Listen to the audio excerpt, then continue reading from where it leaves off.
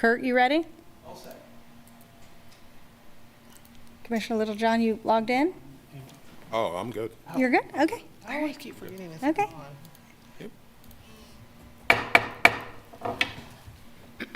Welcome, everyone, to the Tuesday, November 1st, 2022 Lawrence City Commission meeting. Normally, we might have our explanation of our meetings at the beginning, but we will have an executive session. So I will entertain any motions. I move we recess into executive session for approximately 30 minutes to discuss a personnel matter involving a city employee pursuant to the non-elected personnel matter exception, KSA 75-4319B1. The justification for the executive session is to protect employee privacy. The City Commission will resume its regular meeting in the City Commission room at approximately 5:32 after the executive session is concluded. Second. I have a first and second. All those in favor? Aye. We will resume in 45 minutes. 32 minutes. Sorry.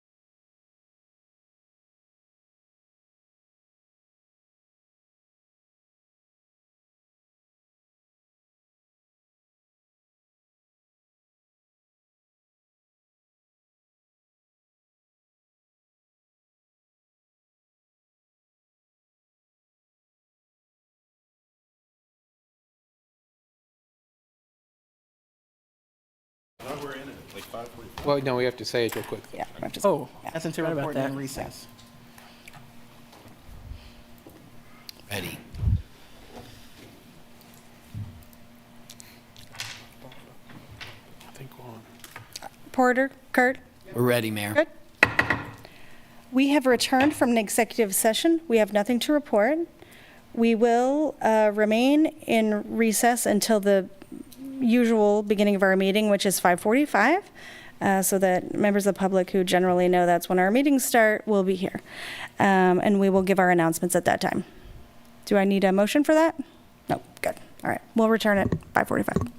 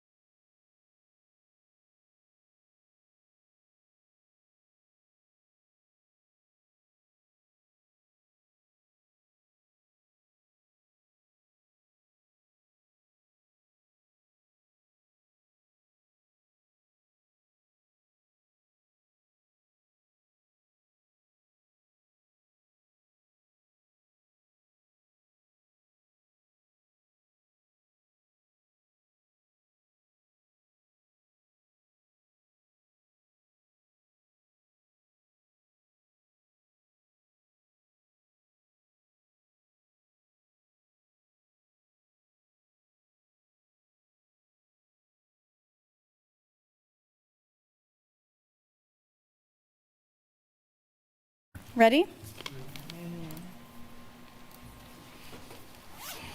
Kurt, we're ready?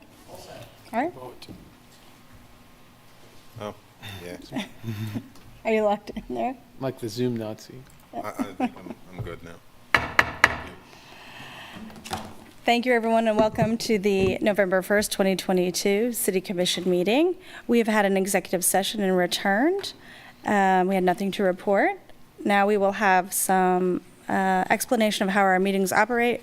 First from Porter Arneal. Thank you, Mayor. Good evening, everyone.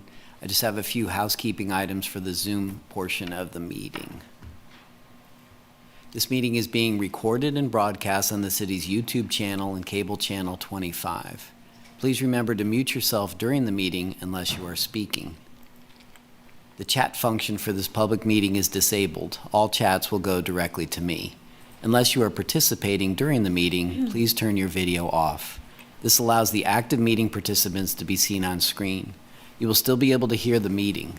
When you are participating in the meeting, please turn your video on. If you have any trouble, you can send me a chat. The city reserves the right to mute people or turn individual videos off to minimize distractions during the meeting. Now I'll turn the meeting back over to Mayor Shipley. Thank you.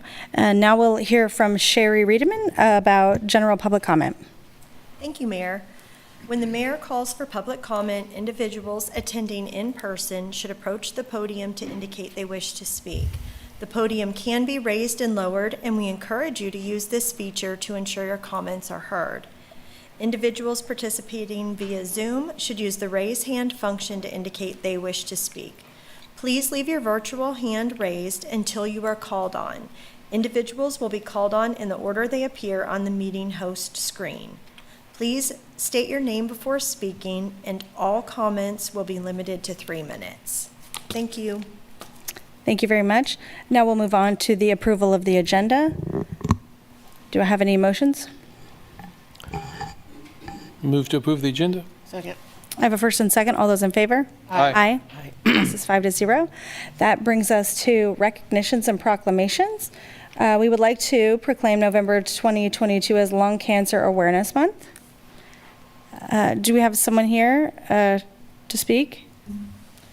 I don't believe so, Mayor. Okay, that's fine. I will move on to the proclamation. Whereas lung cancer is the leading cause of cancer death among men and women in the United States, it accounts for more deaths than colon cancer, breast cancer, and prostate cancer combined. And whereas, according to the Centers for Disease Control, between 2015 and 2019 in Kansas, there were 9,635 new cases of lung cancer and 7,059 deaths. And whereas the 5-year survival rate for localized lung cancer is 60%, yet only 24% of lung cancers are diagnosed at this stage.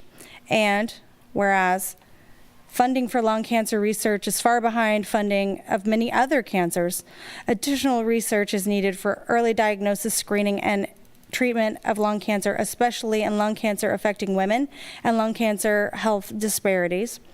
And whereas African Americans have the highest lung cancer incidence and mortality of all races, and disparities in lung cancer screening, diagnosis, treatment, and mortality are well characterized among African Americans and other racial minorities.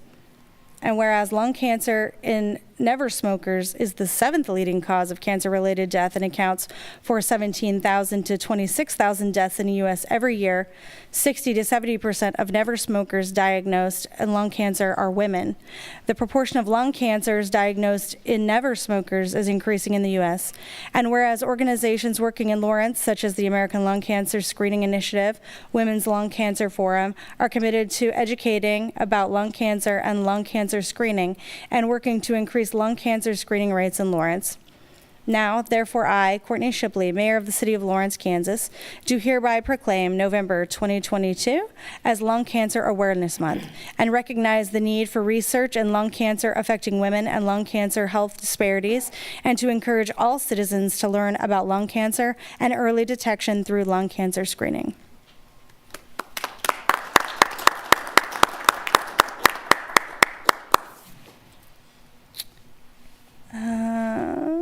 Give a second here. Our next proclamation is to proclaim November 2022 as National Hunger and Homelessness Month, and November 12th through 20th, 2022 as National Hunger and Homelessness Awareness Week. Do we have someone here to speak on this? It's like Danny. Danelle? Danny. Yeah. Good evening, Mayor and Commissioners. My name is Danelle Walters, and while I didn't have a presentation on this item, on behalf of the Housing Initiatives Division, I just wanted to express my thanks to the City Commission, the City Manager's Office, Planning and Development Services, and to our city department partners for all the collaborative work around the issues surrounding those experiencing homelessness in our community. We truly appreciate the support and the work citywide that has gone into this space. And while we may be charged with leading the work, we simply cannot do it without the support and contributions of everybody involved. And I also want to thank those on our homeless program staff and those in the community out there that are doing this critical work. We have incredibly smart, talented, dedicated, and caring individuals who have put literal blood, sweat, and tears into this programming. And our community is better off because of the work that they are all providing to us. So just a simple thank you. Thank you so much, Danelle. Now I'll read the proclamation. Whereas the National Coalition for Homeless Campaign and Homelessness are sponsors of and have set November 2022 as National Hunger and Homelessness Month and November 12th through 20th, 2022 as National Hunger and Homelessness Awareness Week. And whereas the purpose of the proclamation is to educate the public about the many reasons people are hungry and homeless, including the shortage of affordable housing in Lawrence for low-income residents, and to encourage support for homeless assistance services providers, as well as community service opportunities for students and school service organizations. And whereas the intent of Hunger and Homelessness Awareness Month is consistent with numerous local organizations who are committed to sheltering, providing supportive services, as well as meals, basic needs, and supplies to the homeless. And whereas the Lawrence City Commission recognizes that hunger and homelessness is a serious problem for many individuals and families in Lawrence. And whereas people experiencing unsheltered homelessness, those sleeping outside or in places not meant for human habitation, may be at risk for poor health conditions. Lack of housing contributes to poor physical and mental health outcomes, and connections to permanent housing for people experiencing homelessness should continue to be a priority. Now, therefore, I, Courtney Shipley, Mayor of the City of Lawrence, Kansas, do hereby proclaim the month of November 2022 as National Hunger and Homelessness Awareness Month, and urge everyone to support efforts to end hunger and homelessness in our community.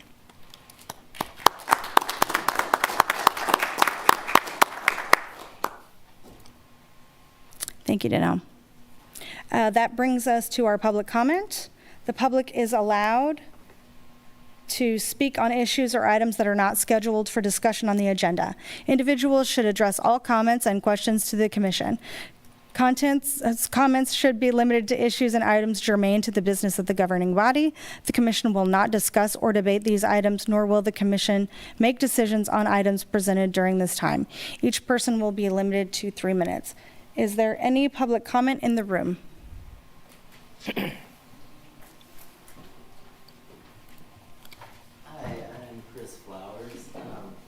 I just want to mention that you guys will be electing a new mayor and vice mayor, I'm guessing next month. I haven't looked, but that's how I remember it going in the past. And I just want to say, last year I was urging y'all to look at the way we choose who's mayor and vice mayor and not just follow tradition, but I mean, you all have the power to discuss who you want to be mayor and who you think would fulfill the roles of the mayor to the best ability. And you don't have to just elect Lisa Larson for mayor just because that's the way we've always done it before. We're currently looking at how we have our government and talking about a directly elected mayor and districts, but I think you all should at least have the conversation about how are you all going to be choosing who's mayor and who's vice mayor? And I believe that the advisory board or whatever that looked at this issue, I kind of remember them pointing out advantages of the stability of having the same mayor for, you know, year after year and not just 1 year at a time. So maybe y'all should consider it. I'll probably be bringing it back up before then, but thank you. Thank you. Any further public comment in the room? What Chris fails to realize is that we don't have a mayor, we have a celebratory head of the city.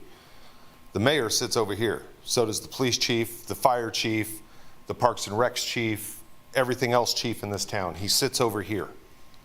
These people do nothing but come in here and listen to us once a week. I personally don't have any problem with Lisa Larson being mayor because maybe she might teach somebody some lessons about letting other commissioners speak.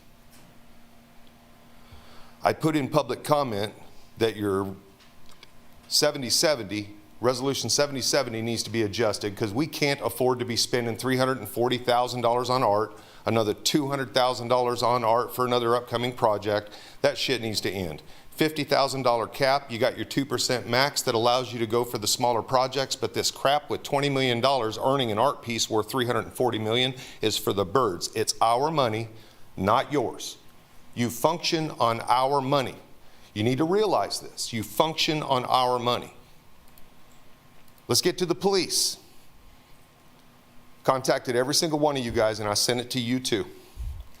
You have an officer that decided to use a pain compliance technique on somebody that had already had the rap applied to them.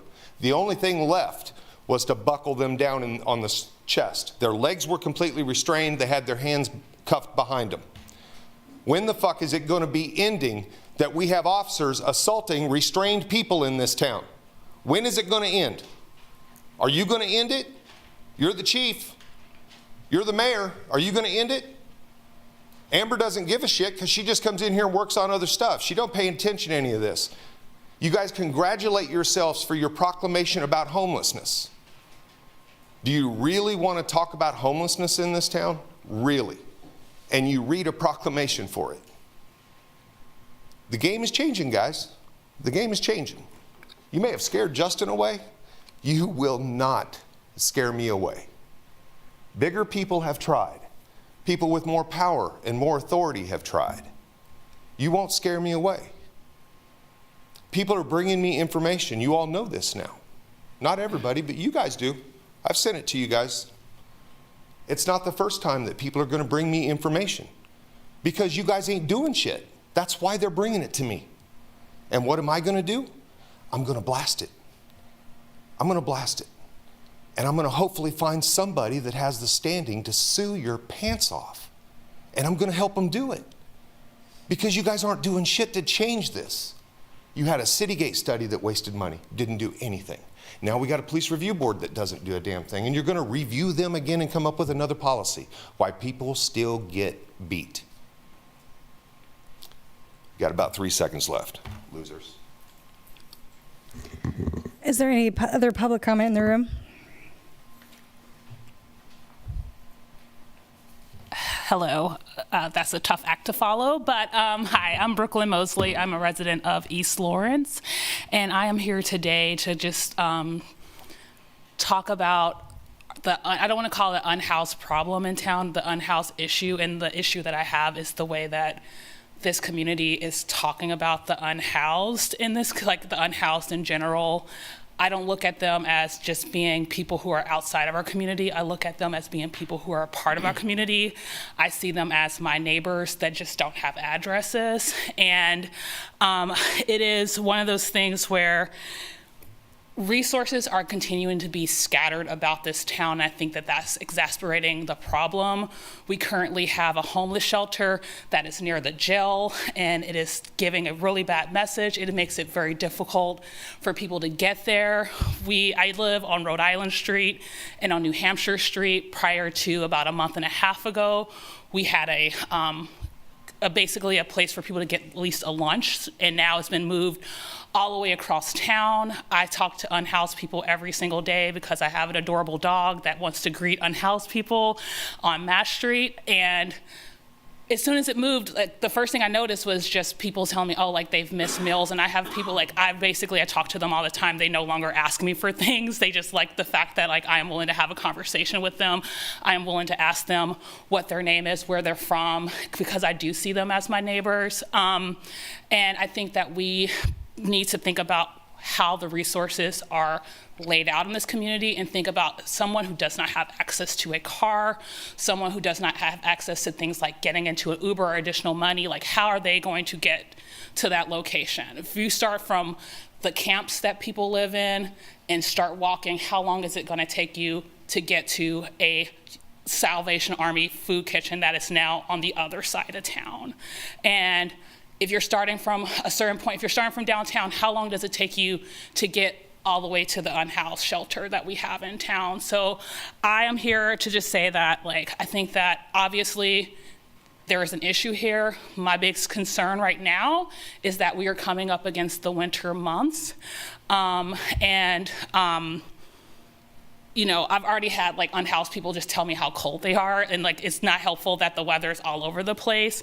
But I really want to say that I currently, like, support this community. I see them as our neighbors. I do not see them as being outside of our community. I only have a few minutes, and I think that the decision that you all make going forward is really going to determine how we think about the least amongst us in our community, because, and not least amongst us as in, like, less than, but the least amongst us as in them having less. And do we see them as part of our community? Do we welcome them? And are we going to be respectful to them? So, and that's all I have. Thank you, Brooklyn. Any other public comment in the room? Is there any public comment online? Raise your digital hand so Sherry can find you.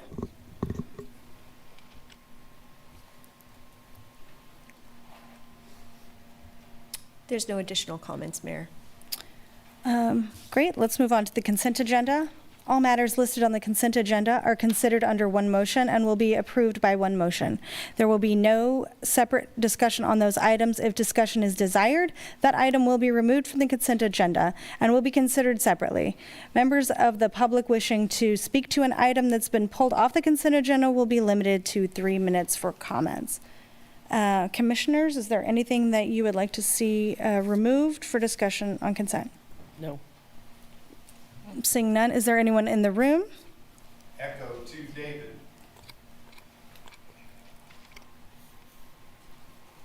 Any? 2D, right?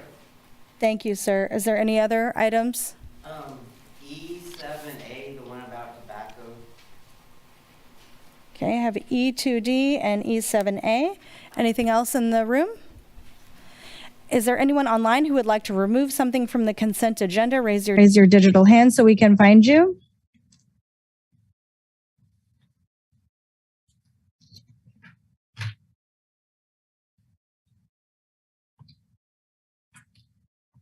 There's no one here. Back to the commission. Do I have any motions? Move to approve the consent agenda with the exception of E2, D as in dog, and E7A as in apple. Second. I have a first and second. All those in favor? Aye. Aye. That brings us to E2D.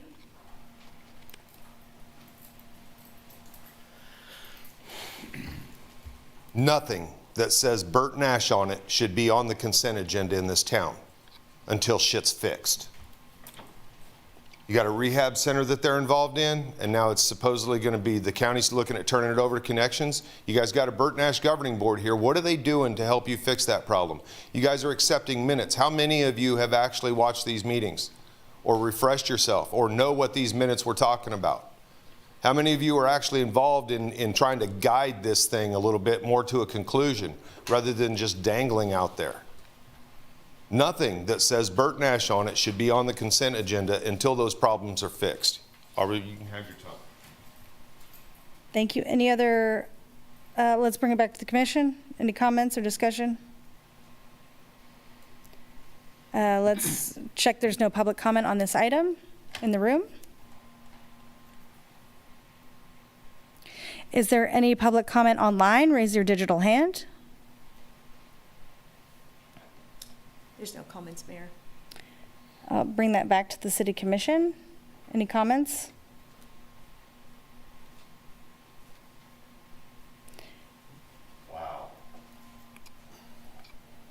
Sherry, do we have to approve those, or we just receive them? Since you're just receiving them, you don't need a motion. It's only when yours are pulled that you need a motion. All right. Then that brings us to E7A.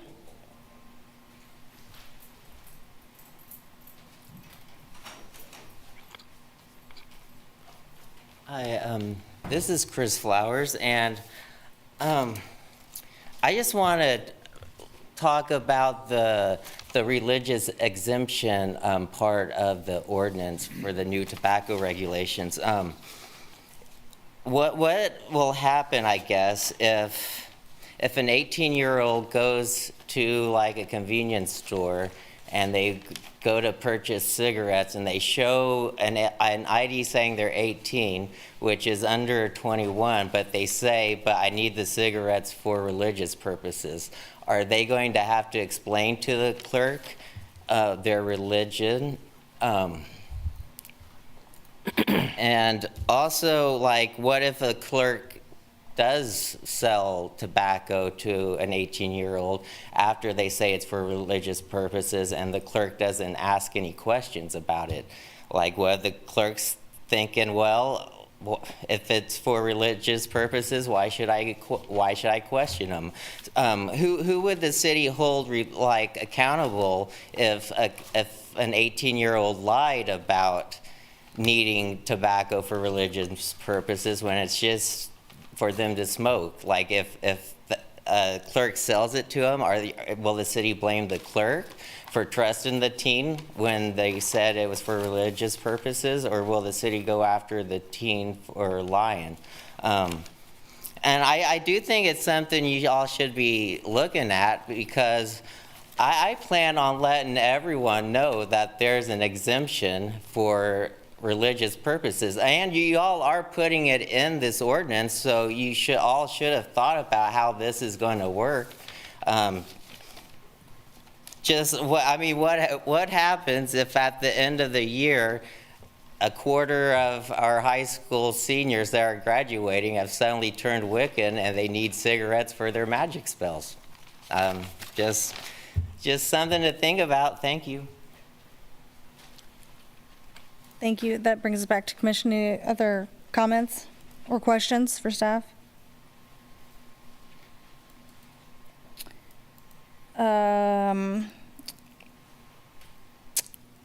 Let's make sure there's no public comment on this item.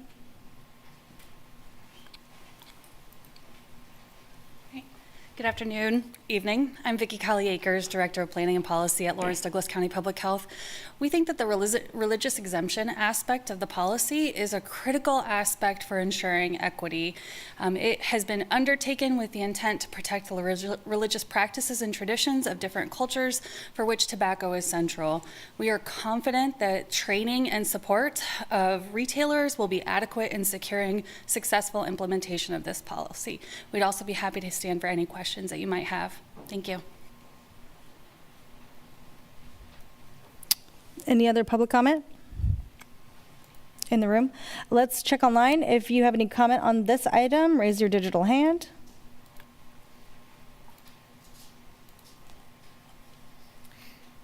There's no comments, Mayor. Thank you. Let's bring it back to the commission. Any questions or comments? I've got one. Could somebody from legal talk about the religious exemption?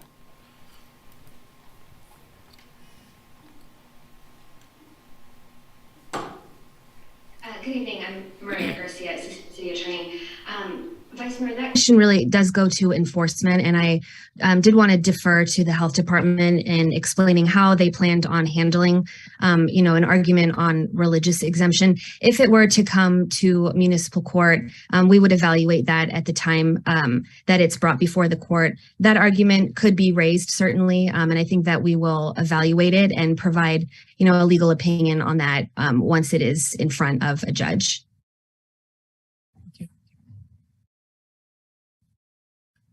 Thank you, Maria.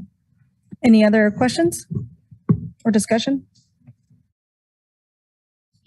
I'd say we just, ordinances that have religious exemptions in them, and, you know, they're handled on a case-by-case basis. That's why it's a defense, you know, to the charge. And so it is something that both legal and courts deal with from time to time. And so I feel good about, you know, the ability of the health department, you know, and our retailers and our citizens to work with that. And obviously, we deal with it in other aspects as well. So. Any other comments or discussion? Any motions? I move to adopt on second and final reading ordinance number 9878 and ordinance number 9946. Second.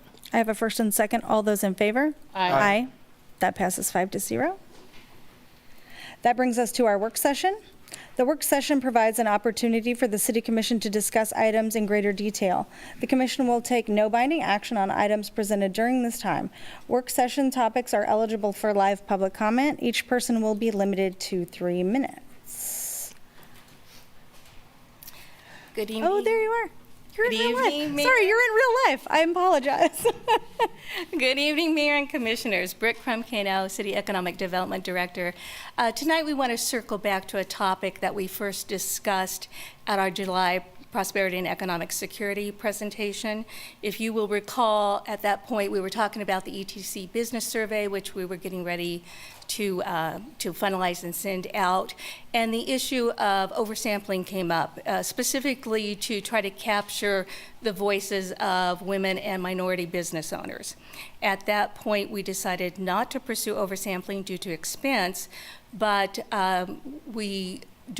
staff was directed, or we volunteered, to come up with some alternative methods that we thought would be a little bit better about capturing those voices. So tonight we have Sam Camp with us, our economic development analyst. He's going to talk with you about a survey that he and our economic development partners have been working on to address specifically that. So with that, I'd like to turn it over to Sam. Good evening, Commissioners. Porter, there should be a slide or a presentation somewhere in there.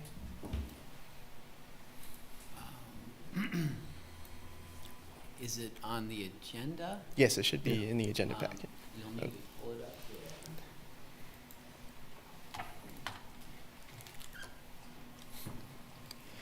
up. Bless you. Bless you.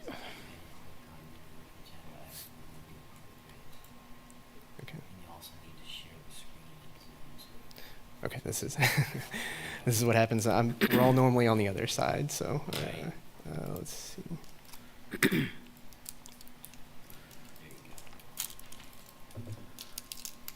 Okay, there we go. So as Britt said, we're here tonight to talk to you about our efforts to conduct a survey for women and Black, Indigenous, and people of color owned businesses. This is directly targeted at our strategic objective PES 5, which directly relates to women and minority business ownership in the city of Lawrence. So just a little breakdown of what we're going to be talking about tonight. So like we said, the purpose is to provide you an update on the work we've been doing to develop, distribute, and analyze the survey. We're going to be just a brief context of how it flows into the strategic plan.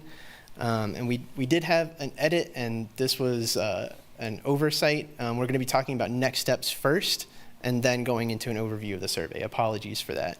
And then we can go into a Q&A and comments that we'd be happy to discuss with you. So this is just a brief overview of the prosperity and economic security outcome as a whole as part of the strategic plan. I won't go through the whole thing, but I think the work that we're going to be talking about tonight highlights that middle section that states intentionally acknowledging, removing, and preventing barriers created by systemic and institutional injustice.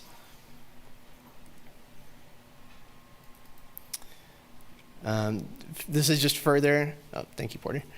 This is just further strategic plan context. So within prosperity and economic security, we have a total of 10 key progress indicators. PES 5 is just one of those, and I think this slide just really provides further context of this is a broader scope of the work that we're doing as a whole in our department, and some of the others like planning and development services, to just show there is a larger body of work that this is just simply a part of.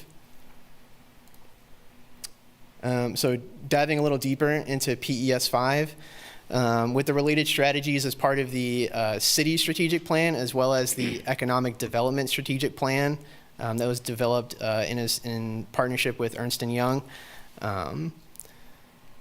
So we have our progress indicator, the strategies that we have that in both plans that relate to that, mainly tied to providing more resources and support for small and medium-sized businesses, ensuring greater economic opportunities for historically marginalized populations. And if through the work through this survey, as well as the ETC business survey that we have out, if we see a strong desire or a strong need for further incentives, either from the city or from any of our economic development partners, that will certainly be one of the strategies or plans we pursue.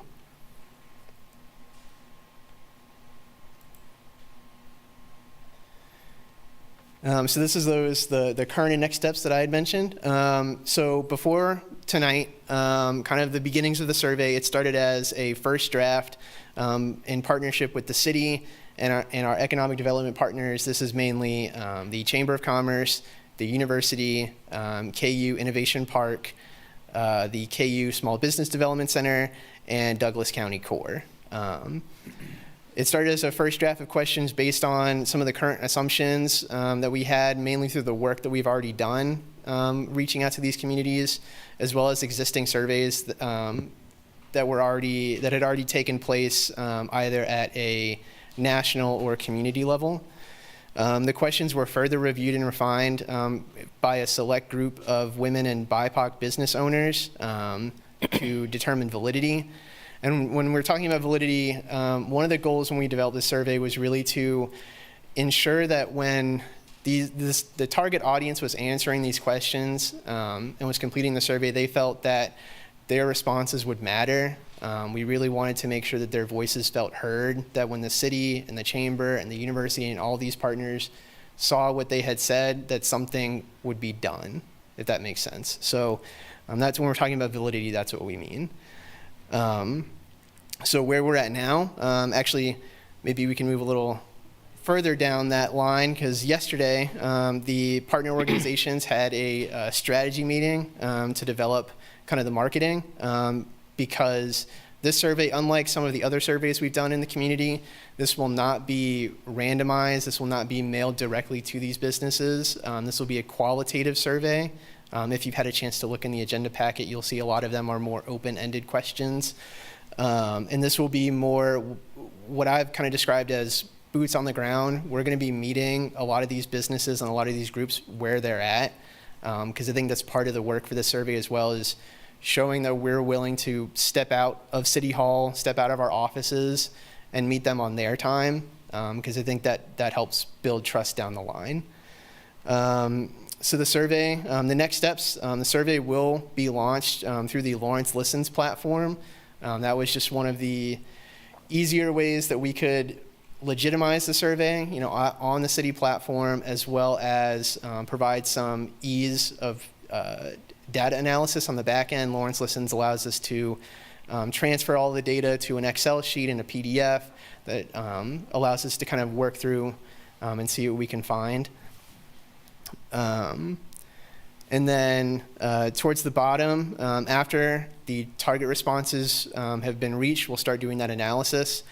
And that because it is qualitative, it may take a little more time. Qualitative analysis really ends up identifying themes, repeated phrases, sentiments that show up. So it's not just as simple as creating a pivot table and seeing, where the cross tabulations happen. And then part of that determination and that analysis will be if further what we've termed as like listening sessions or focus groups will be held. And so these we've kind of asked whether they want to be one-on-one sessions or group sessions. We've kind of really laid out the way that will work best for everyone. And so moving to the right side are goals for the survey. The target response rate will be about 50 responses, at least 50 responses from women and BIPOC-owned businesses. That number comes from when we were discussing oversampling with ETC, that was their target for oversampling. And even though that was for a statistically valid, scientific survey, when we had discussed with them if this would still be appropriate for a more qualitative one-on-one survey, they still thought that number was appropriate given the amount of women and minority-owned businesses in the community, that number would translate well with, the results would still be pervasive for the rest of the community. We also want to determine what available resources are known or visible to this audience. It's one thing to say, we have, for example, the Chamber or the KU SBDC, which do provide a lot of resources, but it's another thing for someone who doesn't know that those exist at all. So it's determining, do the resources exist in the first place, and how do we connect, one to the other. We also want to know what is desired, what doesn't exist. What doesn't exist and what is also not known, which kind of ties back to that first piece. But there may be things that we don't currently do in Lawrence that people want to see that is done in other communities, which I think will make it a lot easier. If moving forward, when we have these results and we want to see what we can do, I think it'll be a lot easier if we look at other communities and see what they're doing and kind of translate some of those programs here, which ties into the last bullet point. We want to make sure that these programs and strategies are being intentional. They're being informed about what we're doing, so that way it works best for everyone.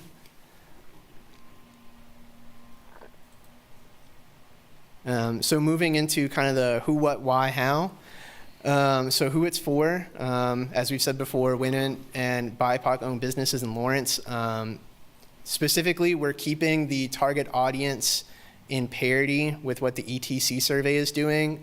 So this will mainly be businesses who have a physical address, like a physical Lawrence address, so they have a storefront, or if they're a home-based business, if they have, their home is located in Lawrence, or they have a P.O. box at a Lawrence post office. The results audience will be our resource networks and service providers. So the city, basically everyone who is involved in creating the survey. But I think there are also a lot of others who we might not have thought of in the first round to participate. But I think there's a lot of benefit that comes from the survey that we just haven't thought of off the top. So what it is, obviously it's a survey. We want to make sure we're collecting information on perceived or real barriers to business creation and growth, particularly in the areas of capital, technical knowledge, and support resources and networks. And I'll kind of go into that a little more in the next slide.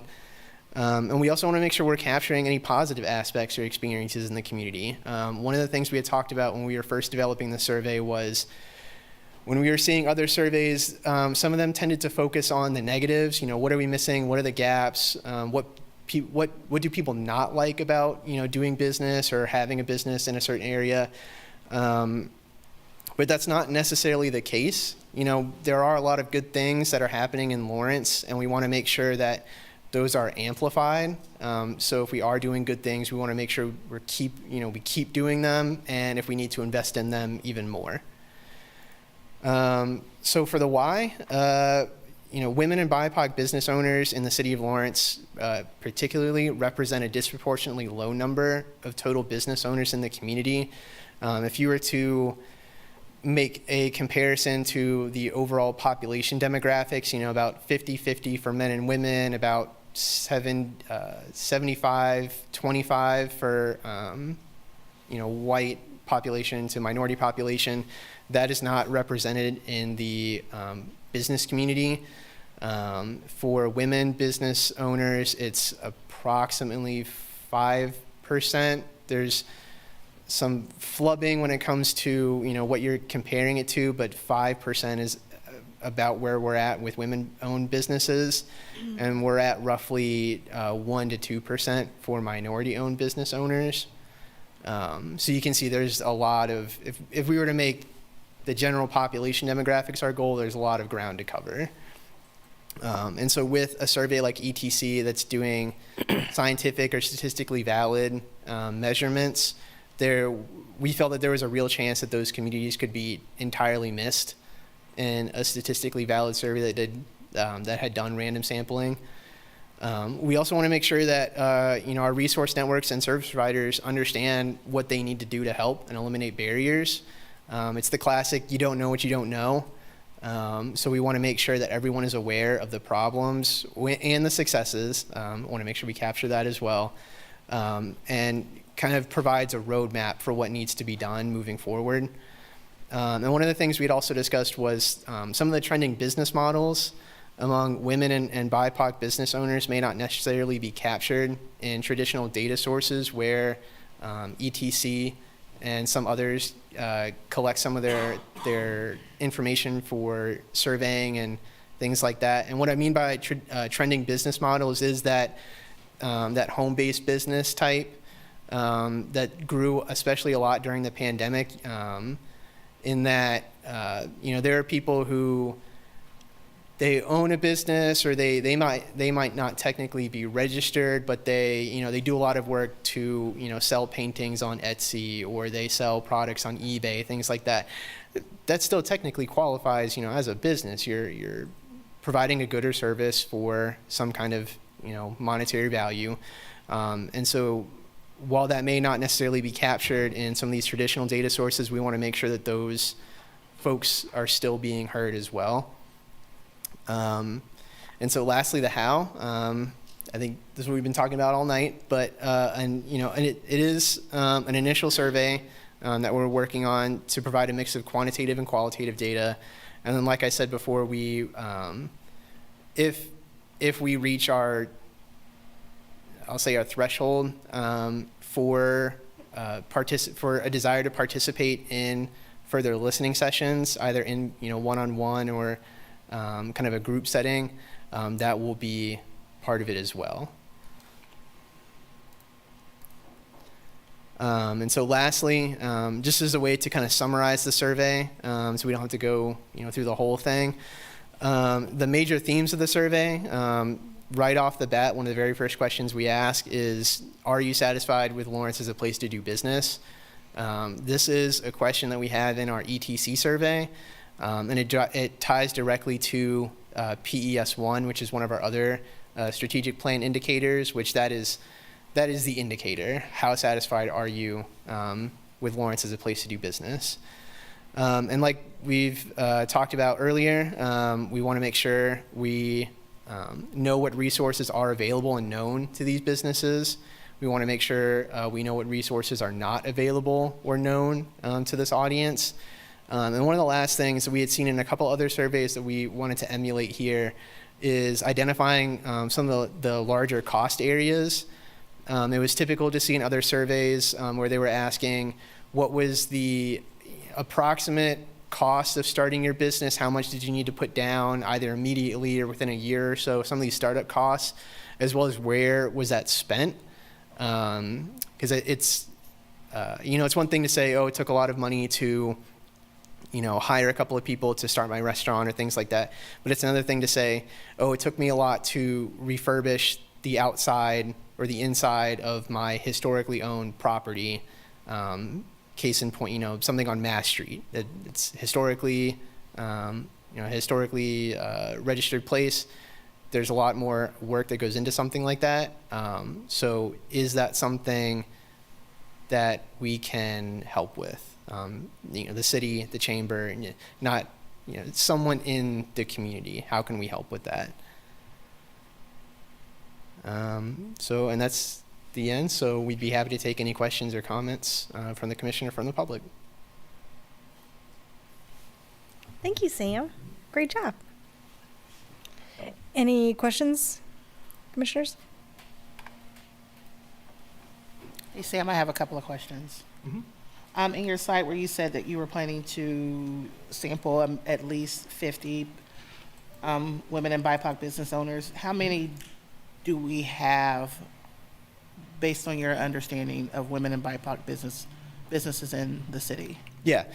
So the last numbers that we had pulled roughly about a year ago this month, so from October, roughly 2021, the number that we have is approximately 274 women-owned businesses and 102 minority-owned businesses. This number comes from the Data Axle database, which lets us get in pretty granular into the detail. We can mark it down to business owner, ethnicity, within the city of Lawrence. We can get pretty granular with some of that. So we are confident that that's the number that we have in the city right now. Okay. And so with that, with the oversampling, because women could include BIPOC individuals and BIPOC, how are you planning to balance the sampling of it? Is if you're very heavy in women, but are you focusing on BIPOC women, or are you focusing on women as in Caucasian women? Because then you can have an oversampling of heavy Caucasian women in the conversation, or just yeah. So you're essentially asking, are we separating out women-owned business? Yeah. We had not discussed that as a strategy to intentionally survey, reach a certain target like 25 and 25 or 40 and 10. The goal is just to reach 50.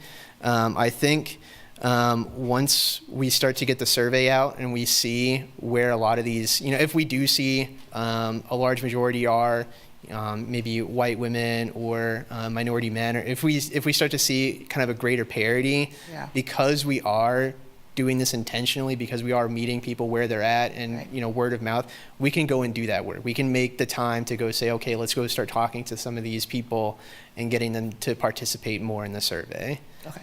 So. And then the others are kind of, I can save that for discussion, but I did have one more. Mm-hmm.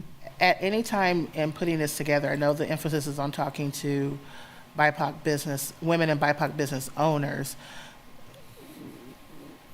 without controlling for the pandemic, I guess, controlling or not controlling for the pandemic.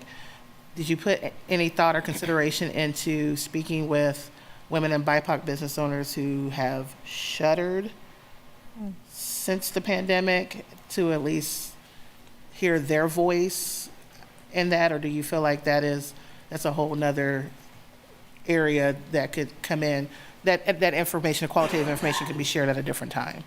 Yeah, we can certainly, when looking at, I think there's a way in Data Axle to determine businesses that were closed or don't exist at this moment in time. I don't know if there's a way to determine if they were done, if they closed within the last 2 years or not. Okay. I don't know what timeline it provides. Right. I would say, we could certainly find a way to do that.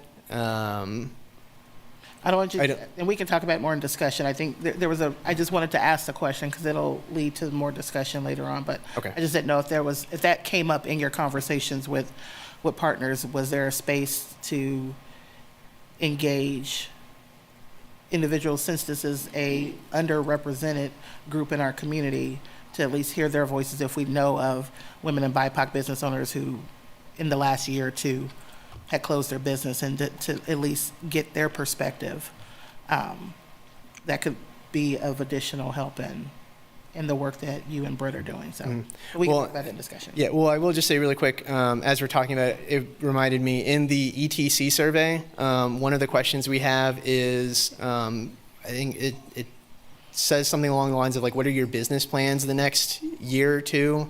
And one of them is like expanding your business, keeping employees, as well as, I think one of them says closing my business. Yeah. So that could certainly be. Come up. Yeah. Okay. Thank you. Mm-hmm. Any other questions?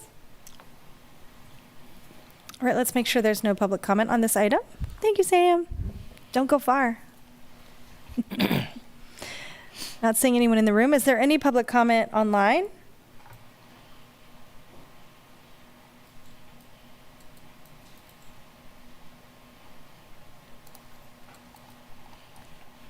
No, Mayor. All right, thank you. Let's bring it back to the commission. Any other discussion or further questions for Sam?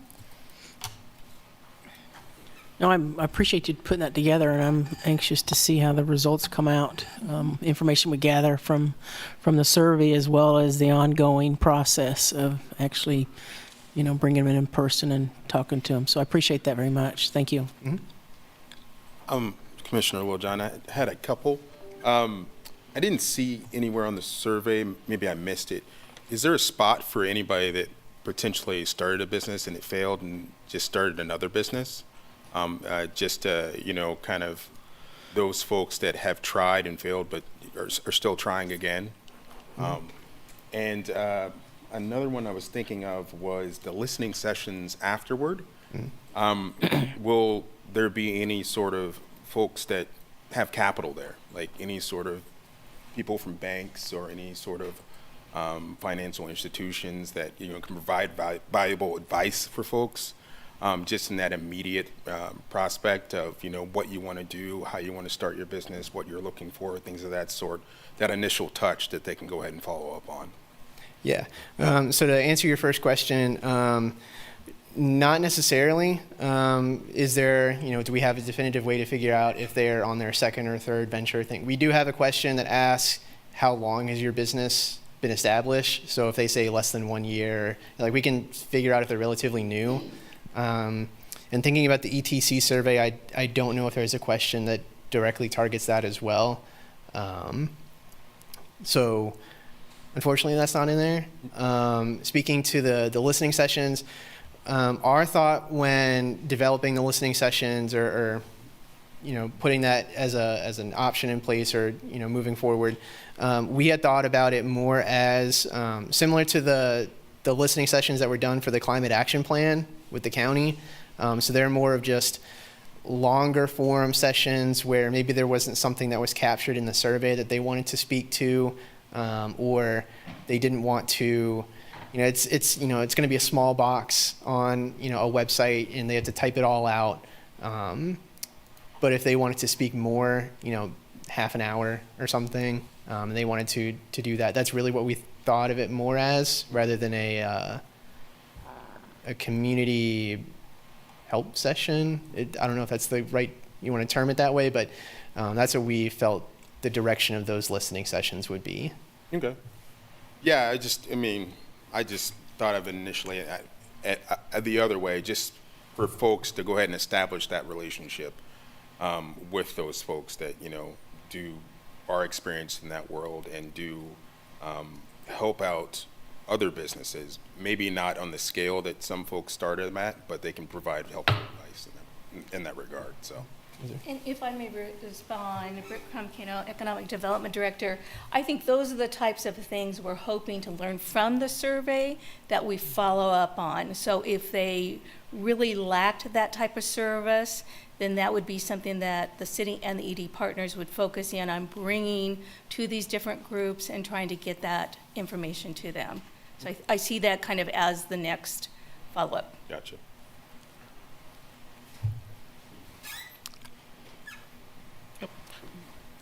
Just a couple of comments. I really enjoyed looking at the survey. I did have the questions about the oversampling, which I do feel comfortable with how you and Britt are going to navigate that, so I don't really have any concerns about that. I think there is an opportunity if capacity and access to data can get you information on women and BIPOC businesses that have closed within the last year or two. I do believe there are some voices there. I mean, I know of several women/BIPOC businesses that have closed. And I think there would be some value in hearing their voices. But I don't want to conflate that with this project, or at least derail it in any way, because you've been on task and you've stuck to your milestones. So I want to be able to keep you to that.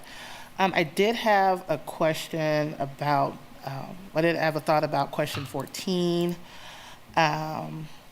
which relates to approximately how much was needed to start up your business, so capital dollars, and what was your main funding source for those initial costs and things of that nature. I guess the control freak in me would like to see at least the dollar piece quantitative. So, I mean, and there could be an option there to prefer not to respond, because I almost feel like because you're asking about different industries up top, that there may be some value in knowing if there's a trend in capital costs with different industries as it relates to retail, as it relates to technology or information or agriculture. So, but I think if you can get folks to at least identify, like you said, to the dollars, I think maybe if there was a multiple choice where it was 10 to 20, 20 to 30, so folks may be off in this number. I don't know. That's a little bit of a rabbit hole there, but I think either way, hopefully you'll be able to capture that data, because I think there will be something to be said to map out industry and startup costs and what that means for these individuals. And I was looking at the ETC survey, and there is a question on there, question 19, that asks, is your business minority or a woman-owned business? And I don't know if it's a value to put on this survey if they completed the ETC survey, since that's all anonymous. But that might be, when your focus groups, that could be a question to come up to say, if you notice that of your 50 individuals that were surveyed, none of them participated in the ETC survey, is there a cross-cutting opportunity there? Did it have something to do with marketing? Did you see it and you just didn't want to bother with it? So that could be an opportunity to capture some indirect information that could be helpful to our comms and marketing department. And I think that's all. I looked at question 12, but then I remember these are things that could come out of the conversation. So not to get ahead of ourselves and to preempt, I didn't want to, a sense of front load into participants what they think they should be answering and questions they think they should be asking, but to have this come out organically. So I thought about maybe adding something like that to it, but I don't think that's necessary. But I think at least asking a question if they participated in the ETC survey would be helpful. But other than that, I like the way the questions are laid out. It's going to require folks to do some deep thought on this. And knowing that you and Britt have committed to stepping outside of City Hall and putting those boots on the ground, I think truly speaks to what it is that we're trying to do in the culture, what we're trying to do with our strategic plan and the work that we're doing around economic development. So I couldn't be more excited about this and glad that you and Britt are leading this work. So thank you. Thank you. Just really quick to address some of your comments. I wish I could have put like a disclaimer somewhere on the survey. So because this is going on Lawrence Listens, we've been working with Porter's team to kind of find out what is the best format for asking some of these questions. That is one of them. Would it be easier on the back end when we're doing that analysis to just put blocks of 0 to 5,000, 5 to 10,000, something like that? Yeah. One of the other questions we had thought about was some of the ones that ask about your top 2 or 3, this or that, changing that to, rather than just suggestions, making those kind of already listed, and then you kind of rank up and down. Rank them. Yeah. So that, I hope that addresses your concern about that question. And so for your other comment, I just want to make sure I understood that you wanted to see about including a question if they've already participated in the ETC survey, if we can. Okay. I will say we had a meeting with Ryan at ETC last week, and we received what we thought was pretty good news. They're still collecting the results. We're at about a little over 200 out of 300. From his early estimates, from his look at the raw data, we had roughly 80 responses were from women and minority businesses. So I think regardless, even if we didn't ask that question, I think there will be a lot of crossover. We can certainly either in the listening sessions or maybe just in the listening session to see what they thought of, and what they thought of the feedback from there. Because then That's 2 surveys that they've completed, so it'd be interesting to capture some of that in that one-on-one setting. So maybe not here, but definitely in the one-on-one setting that could generate additional conversation around what you're hoping to capture. Yeah, and we're really hopeful that high participation rate already in the ETC survey will kind of buy us some goodwill to participate in the survey as well. So, Yep. Great. Any other comments? Well, again, thank you so much, Sam and Britt. thank you. Thank you so much for your work. That, unless, I do want to check with my fellow commissioners, we began at 5. Is everyone okay to forge ahead? All right. Our regular agenda item number 1 is consider authorizing the city manager to execute a memorandum of understanding with WANRAC LLC. And I think Randy will be speaking with us about this. Yes, Mayor, Vice Mayor, Randy Larkin, Deputy City Attorney. We bring this back to you. This agreement was before you last week. As you're aware, WANRAC has an agreement with the school district where they're going to connect all the schools within the city with fiber optic cable. They want to use the city's rights of way to do that. We negotiated, our city staff negotiated a contract with WANRAC, and with a 5%, where we would get 5% of the gross revenues generated by WANRAC as a result of the use of the right of way. WANRAC would like to request a waiver of that 5%, which we were not comfortable doing on our own because of, the right of way is a valuable asset, and we do pay other entities for rights of way usage. Anyway, but in the past, the city has on occasion waived fees for use of right of way if a community benefit has been given. For example, an internet provider who gives services to lower income and residences, that's been waived in the past. And sometimes there's unique or just de minimis uses where the use of the right of way has been waived. In any event, we're back here tonight before you. This is a city commission decision, and it's up to your discretion how much you want to charge up to 5%, which is what we agreed upon, anywhere from the waiver to 5%. And other than that, I don't have anything to add. If there's any questions, I will stand for questions. And I believe representatives of WANRAC and school district are here to either make a presentation or to answer questions. Great. Thank you, Randy. Any questions for Randy right now? Let's go ahead, okay. Let's go ahead and hear from our. WANRAC, no presentation tonight. I think had a chance to speak with you last meeting, but any questions, I'm available. Oh, excuse me, Dave. Thank you. Go ahead. I'm David Videri. I'm the IT director for the school district. And again, if you have any questions, I hopefully can answer for you. Thank you for being here. Are there any questions? Go ahead. I just want to confirm, we asked this last time, but confirm that if we waive this fee, that's going to be a savings for the school district, no offense, not WANRAC. Is that correct? It would be a savings to you.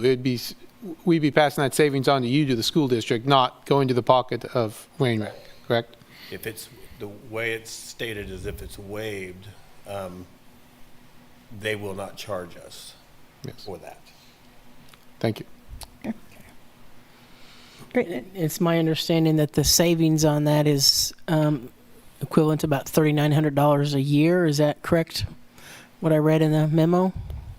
This is Randy Larkin, Deputy City Attorney. Yes, I believe it's $6,500 a month is the agreement. Over the next 5 years with WANRAC, we would obtain 5% of that, and over a course of a year, that'd be $30,900. Thank you. Any other questions, commissioners over there? Don't go far. Let's comment. All right. Is there any public comment on this item online? If so, raise your digital hand so we can find you.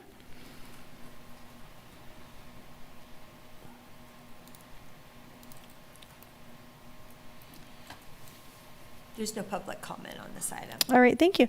Let's bring it back to the commission. Discussion or further questions? I'll make a motion. I move to authorize the city manager to execute a memorandum of understanding with WANRAC LLC, a Delaware corporation. But with or without the fee in it? Yeah. Without the fee. Without the, yeah, waive the fee. Waive the fee. I'll second that. I have a first and second. All those in favor? Aye. That passes 5-0. Thank you for coming again. We really Thank you. appreciate that. Appreciate it. Thank you. And thank you, Randy. You're ready. Let's move on to the second item. Again, I'm going to check. You guys don't need a break here? All right. Consider a landmark nomination. Oh, sorry. L22-00027 to the Lawrence Register of Historic Places.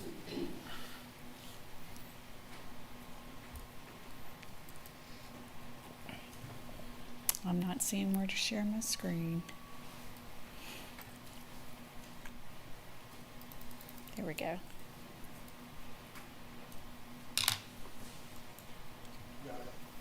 Thank you.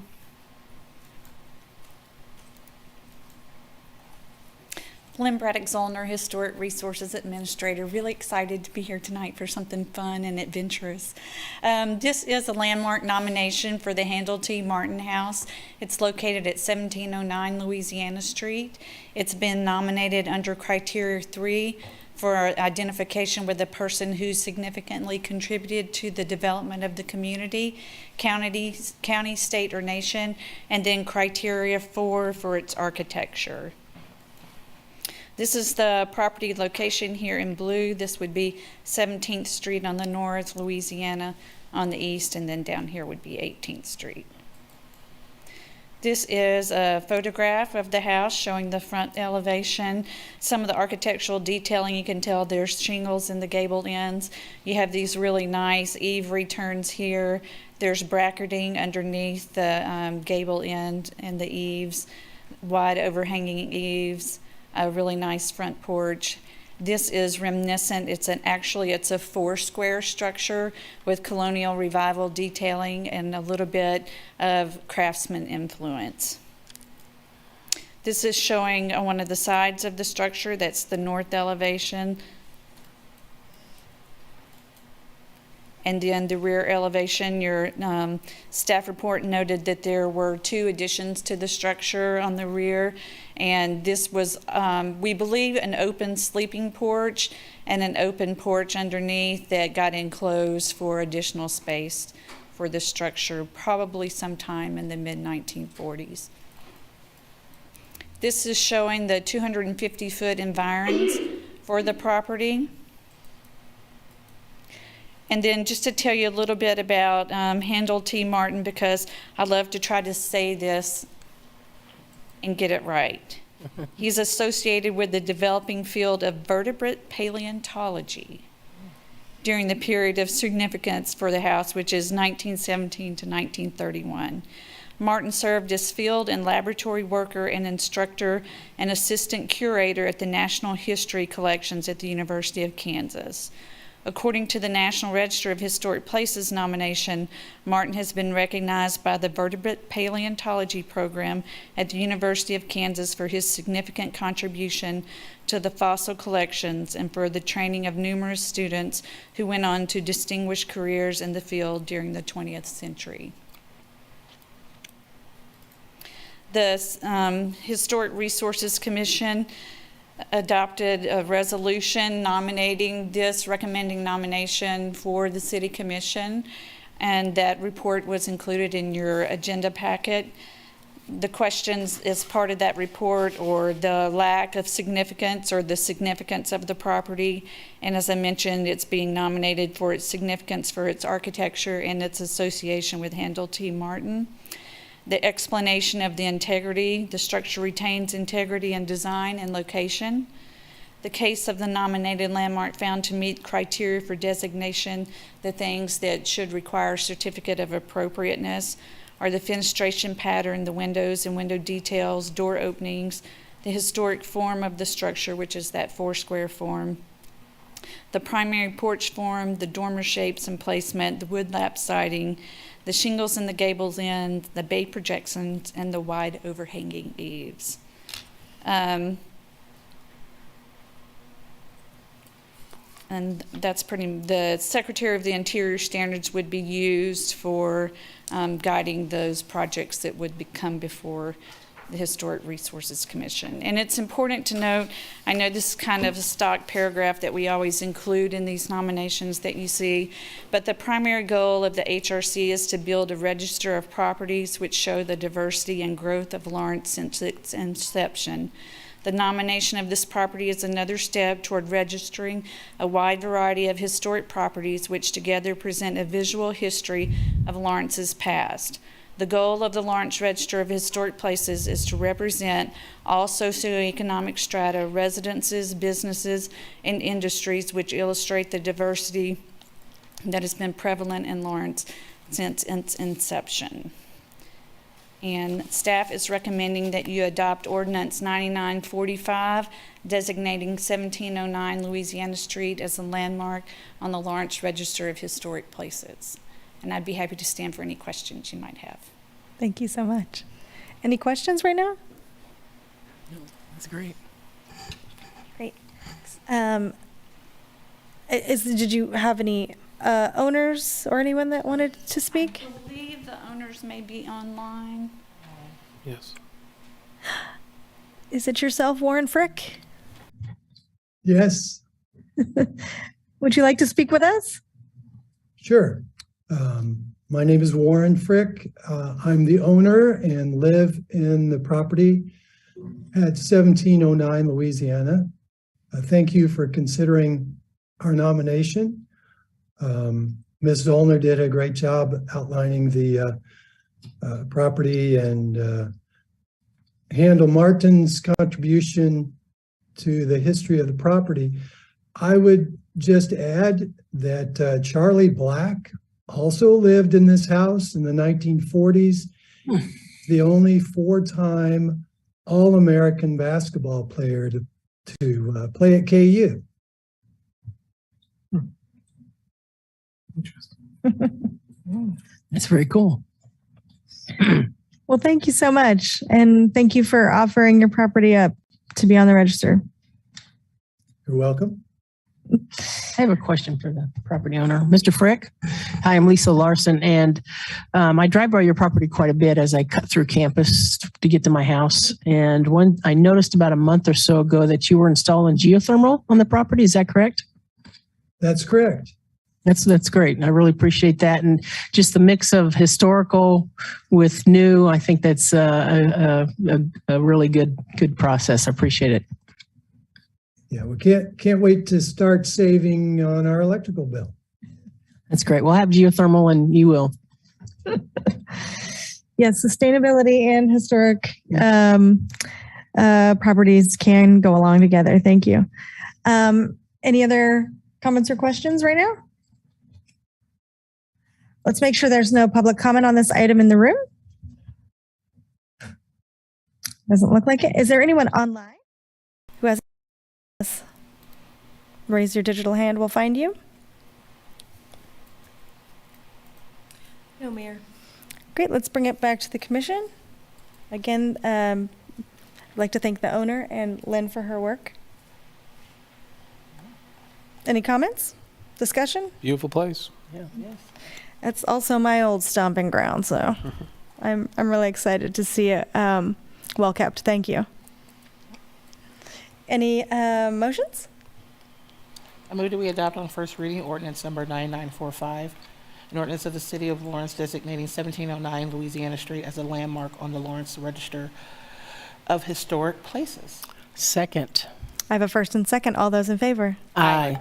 Aye. That passes 5-0. Thank you so much. Yep. Let's see if I can get back to our agenda here. Those are our regular agenda items. That brings us to commission items. Are there any items commissioners would like to bring up at this time? What you got? What you got? No, I'm just going to take a point of personal privilege. Today is November 1st, which in my organization, Sigma Gamma Rho Sorority, which is a national historic African American based sorority, we call this the first day of Rovember. I know there's other Rovembers, but this is our Sigma Gamma Rovember. And so we are celebrating our 100 year. And I know that I have made very discreet and non-discreet references about my sorority because I love it so much. But we are celebrating 100 years, and I look forward to going back to Indianapolis to do our official celebration because our founding day is November 12th, and so I'll be there again to have a more special, intimate, but I mean, I've just been so excited. And anytime I get to deck out in royal blue and gold, which are my sorority colors, I do that. And one is just a way of sharing with the community, just the diversity of who we are and what makes us up and how that through line comes through our community. So happy Rovember to the community on behalf of Sigma Gamma Rho sorority. Thank you. I congratulate you. Thank you. Yeah. Nice. I will remind commissioners that we are hurtling towards the end of the year. So make sure you don't have any commission items you want to bring up before the big handoff. All right. Let's move on to the city manager's report. Thank you, Mayor. 3 items on the report. I'm going to actually make comments on all 3 of them. Starting with the number 1, I finally fulfilled your request that prepare a plan and bring to you a plan to move forward on review of our boards and commissions to better align it with our strategic plan, which is something that's been talked about before. So I'm proposing a process of appointment of a committee of existing board chair members that you may select from, plus the talents of our city attorney, city clerk, and myself. And one thing that I overlooked, and she's in the audience, but Hannah Ballard is our engagement manager. I'm introducing her, but also I should include her in the work as well because, as she reminded me, our boards and commissions are a really important part of our engagement with the community. So her views on that will be really useful in our work as well. This is my suggestion. If you give me maybe any feedback or comments, we can prepare a resolution to move this plan or whatever you'd like to do forward quickly. Thank you very much. Any other questions? No questions? No. If we like your idea, how quickly do you believe you could bring us a resolution to move forward on this? It really, I've written it out here, so I think capturing it into resolution form, we can get this done by next week or the week after. Does that meet with everyone else's? Yeah. I do have a few comments. Is that okay? I would love to hear from you. Yeah, I appreciate what you put together here and your idea of, obviously, we've been wanting to narrow this down for many years.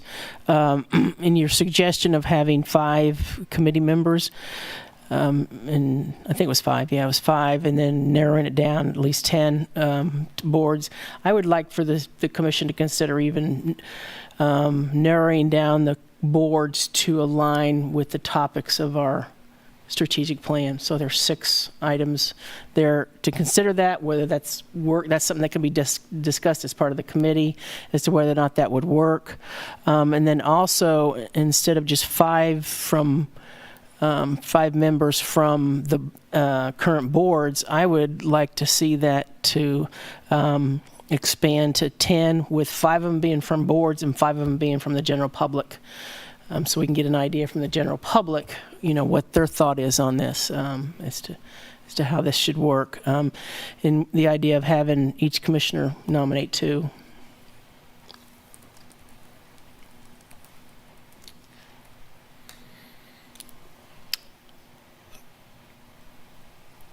Yeah, I'm not sure. I mean, I certainly support this idea of aligning our committees with, our strategic plan, the 6. But we also have the 5, what's the word? Commitments and outcomes. Yeah, you have the 6 outcomes and the 5 commitments. So so that, as I think about that is, I think I could see 6. I could also see 11, 1 for each commitment, 1 for each outcome.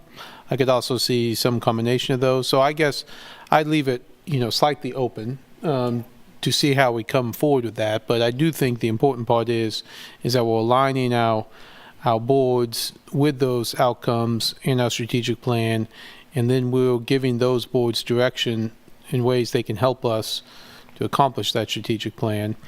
So I guess I wouldn't prejudge that exactly, but I see what you're saying. I mean, if we can get to 6, I'm not going to be opposed to that. I'm just saying. That was kind of a start, have the committee discuss, how that would fit best with our strategic plan. But yeah, I think I'm open to Yeah. just lining it up with our strategic plan as well. Yes. That, to me, that's the goal. Yeah, and I would agree, Commissioner Finkel, I don't want to give the group a small parameter to work with to begin with. To the point, if it comes down organically that they believe that the outcomes and commitments of the strategic plan can be executed with 6, us going from 22 to 6 boards, then I would like for that to be organic, not for us to preemptively state to them that you need to get this down to 6, because then you may remove some of the parts of the process that will go overlooked. So again, I don't want to create a smaller parameter. As far as the 10, it's kind of getting a little heavy, because then that's a total of 13 people. And I mean, if we have the 5, and then you have the city manager, the city clerk, and the city attorney, that puts you at 8. So maybe 2 people, so that we have it at 10. I mean, the more people on a board, the more people on a committee, the more hairy it can get. And so, I don't know I guess let me step back real quick. Whether it's 2 people or 5 people, what were you hoping these 5 individuals from the community, their role in this? Would it be that these are 5 people who have at one point served on a board or commission, or these are individuals who never have, or what is their value add to the? Yeah, I think the value add is that one of the reasons we have our commissions and committees is to get public engagement, to hear what the public's saying at that level. And so I think it's important that those who aren't on a board currently, whether they've been on a board before, that's fine, whatever, just to get their take on what they think about how valuable our commission and boards are. So could it be that? You see, that's where I'm getting caught up, because I mean, if these are 5 additional, if we're going to look at 5 additional individuals, then I don't want to have.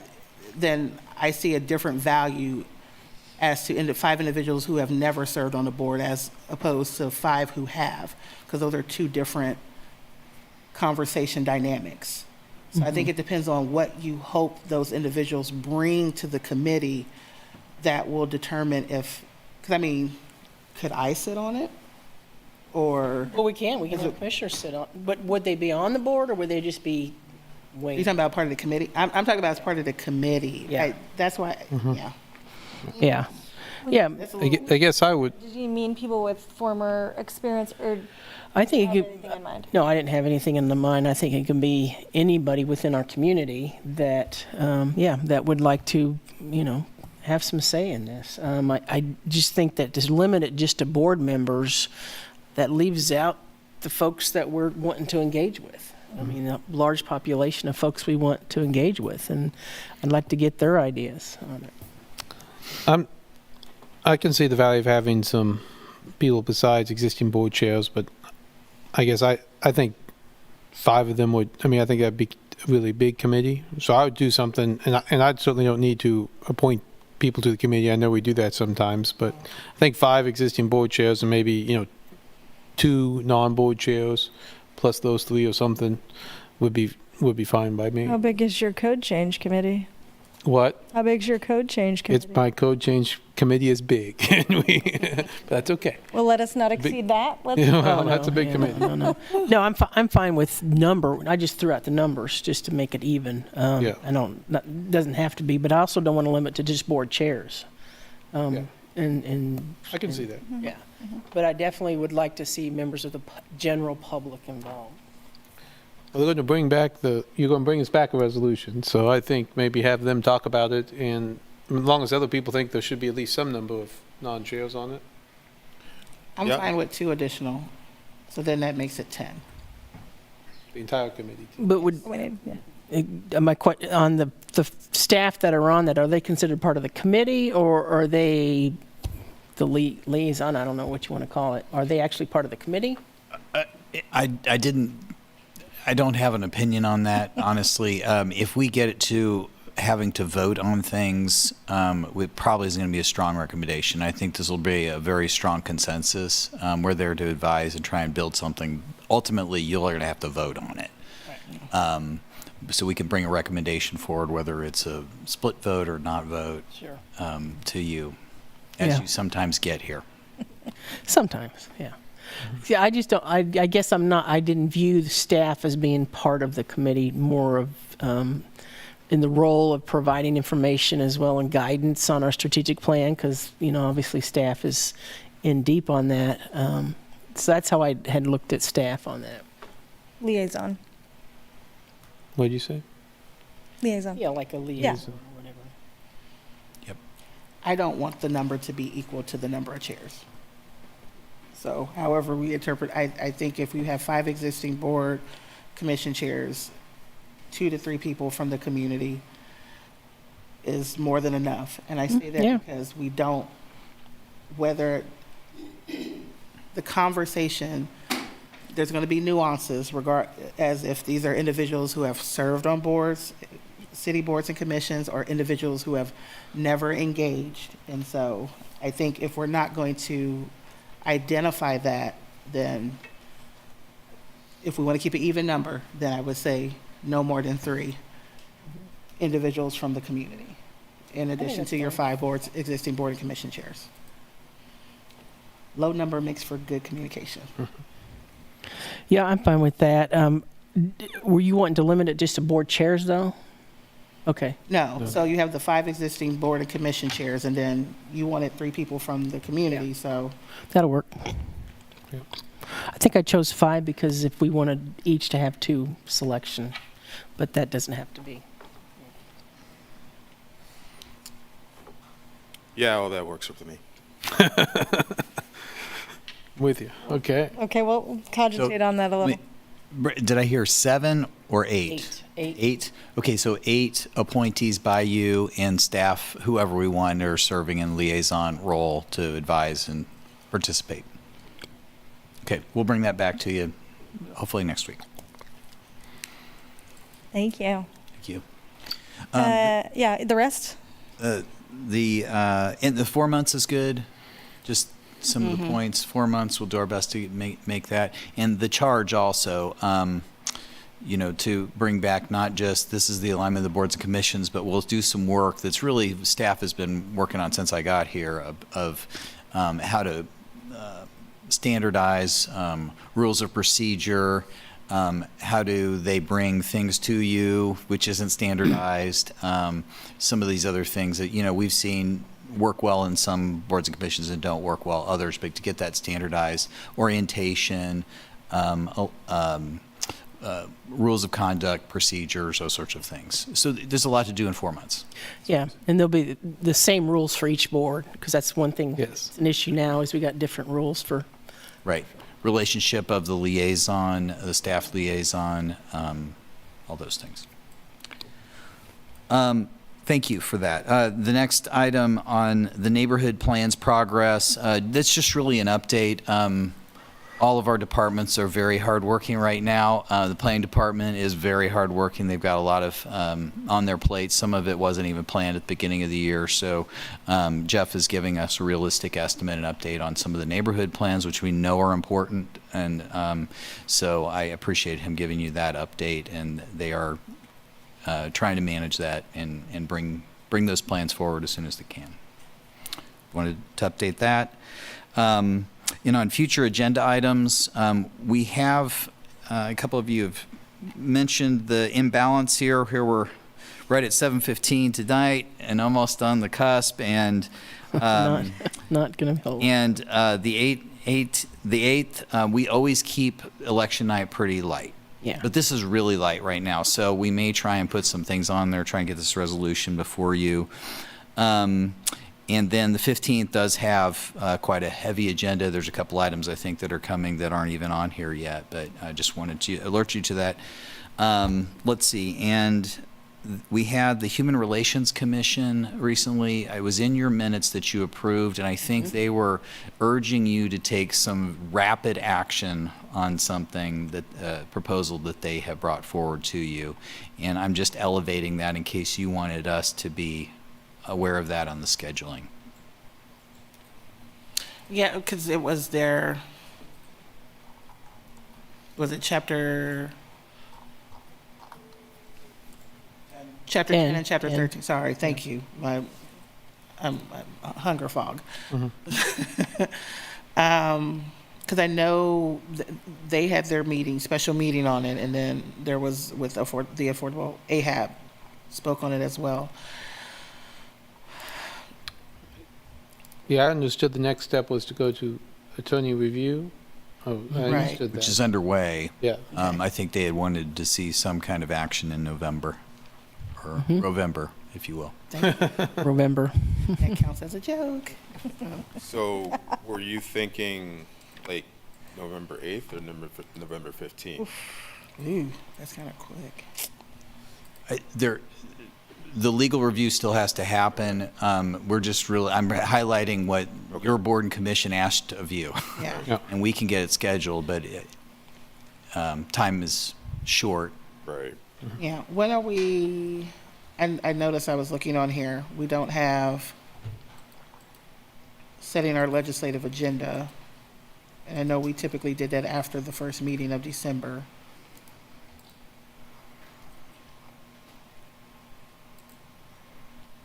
I mean, it's a month, not even a month from now. I mean, if we can get it in December, if we think a legal review could be done in the next 45 days, we can at least read it in and discuss it by that December 13th meeting.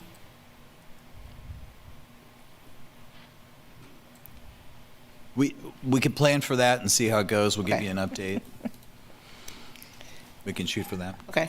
Yeah, if we can. Another item that I don't see on the future agenda items is the discussion that we will have about the short-term rentals. We had talked about having a discussion on that.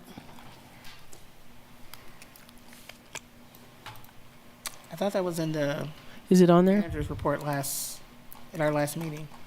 Yeah, she's saying it's not in the future agenda items. Yeah. No, but I thought it was in the city manager's report from the 18th. I think we gave you the last Right. on it, but I don't Okay. know that we heard. Now we should bring something back to you. Right. And now that you've read that report, do you still want to take that up? You know, I have to go back and look at it. Okay. Yeah. Talk about that next week. Talk next week. There. That That's part. good. This is a public comment item. Is there anyone in the room who would like to make public comment on the city manager's report? Not seeing anything. Oh, I see someone online. Monty? Yeah, this is Monty Soka, and thank you for the opportunity. I just wanted to comment and thank the commission for taking up the issue on the advisory boards. I'm the chair of the Affordable Housing Advisory Board at the moment, and we have struggled recently with some of the issues that you guys are going to be reviewing. So I'm really glad to see that the commission is going to review the board structure and all that. That's all I wanted to say. Thank you. Thank you, Monty. Is there anyone else online? You could raise your digital hand and we'll find you.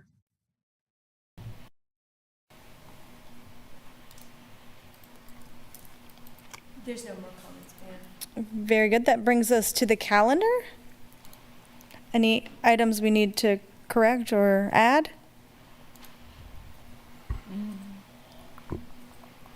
Not seeing any waggly heads. Then that would bring us to the end. Move to adjourn. I have a first and a second. All those in favor? Aye. 5-0. Thank you, everyone. Thank you.